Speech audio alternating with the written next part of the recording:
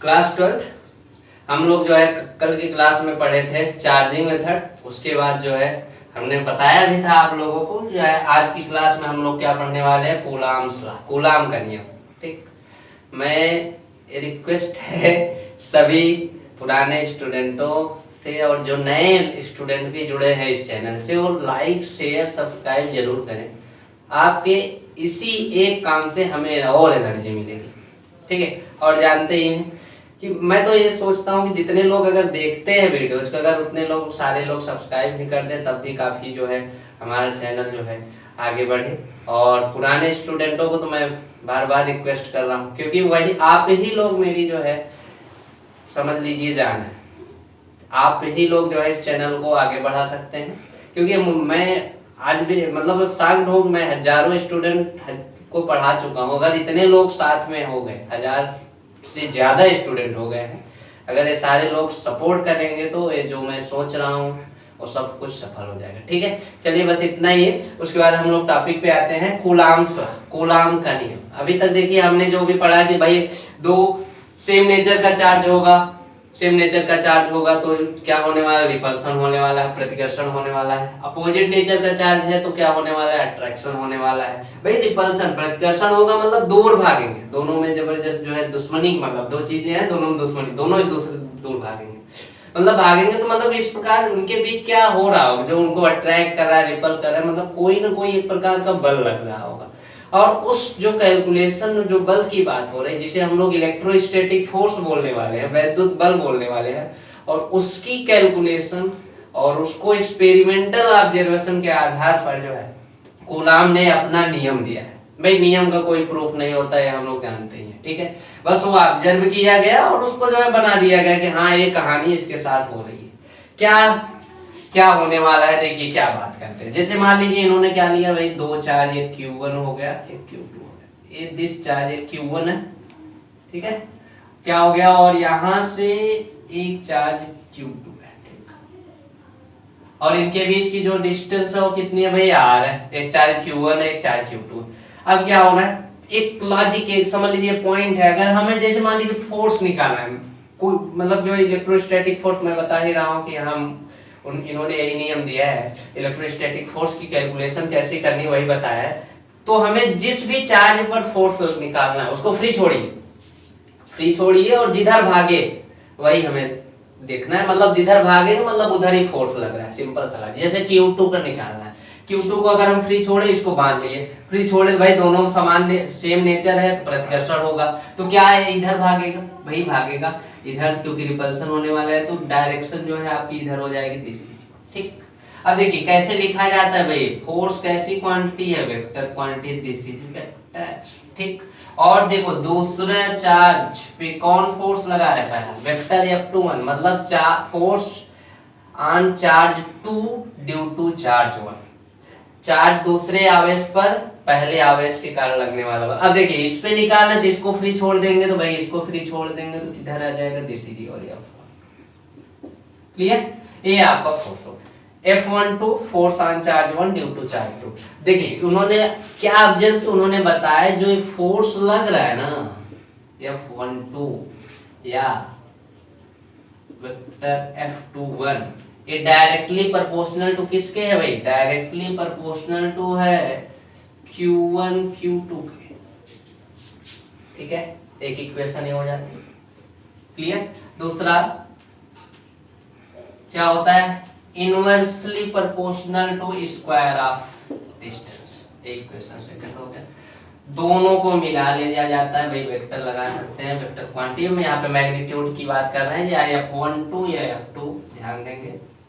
दोनों को सॉल्व करेंगे तो क्या कहानी होने वाली है भाई, दोनों प्रोपोर्शनलिटी हटता है, एक कांस्टेंट लगता है, दिस इज ए कांस्टेंट, और ये क्या हो गया, Q1 Q2 बाई R²। यहाँ पे वो F21 भी होगा भाई, दोनों का, ठीक, समझ रहे हैं। तो इसको ऐसे लिखा जा सकता है भाई, ऐसे लिखा जा सकता है, कैसे लिखा जा सकता है, vector F21 equal to vector F12, magnitude हो गया Q1 Q2 बाई R²। के क्या है, के कांस्टेंट है, के कांस्टेंट है जिसकी वैल्यू क्या होती है भाई 1/4 pi epsilon not, a constant 1/4 pi epsilon not. और इसकी जो वैल्यू होते हैं न्यूमेरिक वैल्यू 9 × 10⁹ भाई 9 × 10⁹ यूनिट क्या हो जाएगी न्यूटन मीटर स्क्वायर पर कूलम स्क्वायर। ठीक है, ये क्या दिख रहा है एप्सिलॉन नॉट, एप्सिलॉन नॉट को क्या बोलते हैं भाई permittivity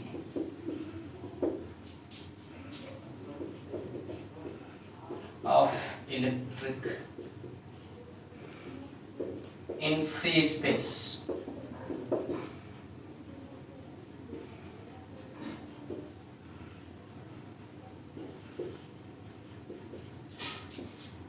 electric permittivity in free space बोल सकते हैं, permittivity of electric in free space. ठीक है, क्लियर। या तो इसको हम लोग ऐसे लिख सकते हैं इलेक्ट्रिक परमिटिविटी, हिंदी में क्या बोलते हैं भाई निर्वात की विद्युतशीलता, निर्वात की विद्युतशीलता। ठीक, क्लियर। एप्सिलॉन नॉट को बोलते हैं, एप्सिलॉन नॉट को क्या बोलते हैं electric permittivity in free space या निर्वात की विद्युतशीलता। ठीक है, तो और ये जो एप्सिलॉन नॉट है भाई इसकी वैल्यू कितनी होती है, एप्सिलॉन नॉट की भी वैल्यू होती है भाई न्यूमेरिक वैल्यू, इसको भी बताया गया 8.85 × 10⁻12 कूलम स्क्वायर न्यूटन मीटर। सब कुछ याद होना चाहिए, जैसे मुझे याद है भाई, सब याद होना चाहिए आप। ठीक है, सारी वैल्यू देखिए क्या है, फिर से मैं एक बार रिपीट कर रहा हूँ। देखिए Q1 Q2 है, दोनों के बीच रिपल्सन होने वाला है, फोर्स लगा है F21 F12 और इसकी जो वैल्यू है क्या होता है directly proportional to Q1 Q2, proportional to inverse जो है 1/r²। भाई प्रोपोर्शनलिटी कांस्टेंट हटेगा तो ये कांस्टेंट जो है लगने वाला है, तो ये हो गया Q1 Q2/r², जिसकी वैल्यू क्या हो गई है भाई, जिसकी वैल्यू क्या होती है 1/4 पाई। तो इसको हम इस तरीके से भी लिख सकते हैं, अगर इसकी वैल्यू यहाँ पे रखेंगे तो हमारा जो फार्मूला है इसके आगे हम इसको लिख सकते हैं 1/4 pi epsilon not Q1 Q2/r²। ठीक है, कूलम का नियम क्या कहता है भाई, किन्हीं दो आवेशों के बीच आकर्षण लगने वाला आकर्षण अथवा प्रतिकर्षण बल दोनों आवेशों के गुणनफल के अनुक्रमानुपाती तथा दूरी के वर्ग के व्युत्क्रमानुपाती होता है। क्लियर है, वेक्टर F21। और डायरेक्टली इसको भाई कहीं न कहीं जो है डायरेक्ट जो है हम लोग शार्ट में बोला जाता है F का देते हैं भाई दोनों का मैग्नीट्यूड।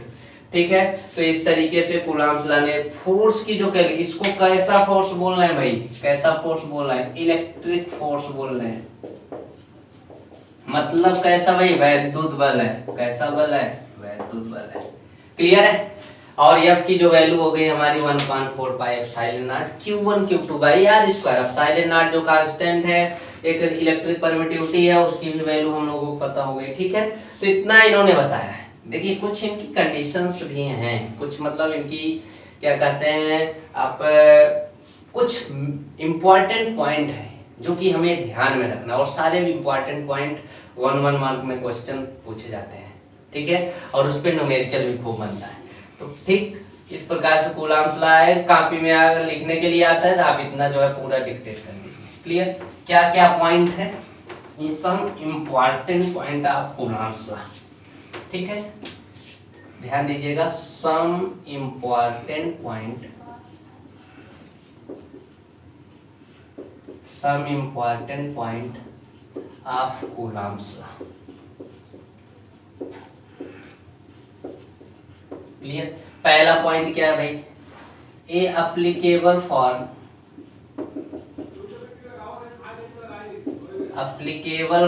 Point charge. ठीक, कूलम्स लॉ जो होता है किस टाइप के चार्ज के लिए होता है, पॉइंट चार्ज के लिए एप्लीकेबल होता है। पहला पॉइंट हो गया भाई। दूसरा पॉइंट बहुत ध्यान देने की जरूरत है, दूसरा पॉइंट समझने की जरूरत। जैसे देखिए मान लीजिए हमने अभी देखिए फिगर बनाए थे, Q1 चार्ज है, दिस Q2 और यहाँ Q2। ठीक है भाई, इनके बीच रिपल्सन होगा तो इसके बीच रिपल्सन होगा, तो हमें ऐसा नहीं, देखिए ऐसा फोर्स कभी नहीं बनाएंगे, इसको F21 ऐसा नहीं लिख सकते, बिल्कुल हम ऐसा नहीं लिख सकते, बिल्कुल ये गलत है, ऐसा नहीं लिख। कैसे लिखना है भाई, कैसे लिखना है, कैसे लिखना है, तो इस तरीके से लिखना है। एक चार्ज Q1 है चार्ज Q2 है, इनके बीच जो फोर्स लगता है भाई इस तरीके से वेक्टर F21 हर समय ऐसे, तो यहाँ से एक पॉइंट मिल के आएगा। क्या मिल के आएगा भाई? जो फोर्स होता है एलॉन्ग द लाइन ज्वाइनिंग होता है, इलेक्ट्रोस्टैटिक फोर्स समझिएगा ध्यान से, एलॉन्ग द लाइन ज्वाइनिंग, ये पॉइंट ध्यान दीजिएगा, एलॉन्ग द लाइन ज्वाइनिंग मतलब जो ये फोर्स हम इसकी डायरेक्शन बनाने वाले, जो भी अप्लाई होने वाला है, हम जो भी डायरेक्शन बनाएंगे, इन दोनों चार्ज को जो मिलाने वाली लाइन होती है, इन दोनों चार्ज को जो मिलाने वाली लाइन होती है, उसी के अलोंग में फोर्स, हमें फोर्स की डायरेक्शन को बनाना है। क्लियर है? तो इसलिए कहा भी गया electrostatic force acts on along the line joining of the charge. Clear है? जो वैद्युत बल लगता है हिंदी में, इन दोनों आवेशों को मिलाने वाली रेखा के अनुदिश ही कार्य करता है। 2 पॉइंट हो गए। Now move to third point. Third point पे चलते हैं भाई। Now move to third point. Third point क्या है? थर्ड पॉइंट को ध्यान से देखा जाएगा। अगर ध्यान देखिए, पहली बात क्या देखने वाले भाई, मैंने बताया F12 और मॉड ऑफ वेक्टर F2। क्या देखना है? इसी फिगर को देखें, किन्हीं दो बॉडी पे दो इक्वल मैग्नीट्यूड के फोर्स एक्ट कर रहे हैं। देखिए यहाँ पे चार्ज है, कोई दिक्कत नहीं, दो बॉडी की तरीके समझते हैं। देखिए एक F21 इधर कर रहा है, F12 इधर कर रहा है। क्या मैग्नीट्यूड सेम है? हाँ बिल्कुल मैग्नीट्यूड सेम है, लेकिन कैसे डायरेक्शन में वर्क कर रहे हैं? अपोजिट डायरेक्शन में वर्क। ऐसी कहानी हम लोग कहीं ना कहीं पढ़े हैं। क्या, कहाँ पर पढ़े हैं? दो इक्वल मैग्नीट्यूड फोर्स दो डिफरेंट बॉडी पे एक्ट करते हैं, equal but acts in opposite direction, और विपरीत दिशाओं में भी कार्य कर रहे हैं। ऐसी कहानी हम लोग न्यूटन्स थर्ड लॉ में पढ़े हुए हैं। कहाँ पे पढ़े हुए हैं? न्यूटन्स थर्ड लॉ में। इसका मतलब क्या करते हैं, क्या कह सकते हैं? इलेक्ट्रोस्टैटिक फोर्स कैसा फोर्स है भाई? एक्शन रिएक्शन पेयर फोर्स है। मतलब जो इलेक्ट्रोस्टैटिक फोर्स है एक्शन रिएक्शन पे, क्रिया प्रतिक्रिया बल के रूप में,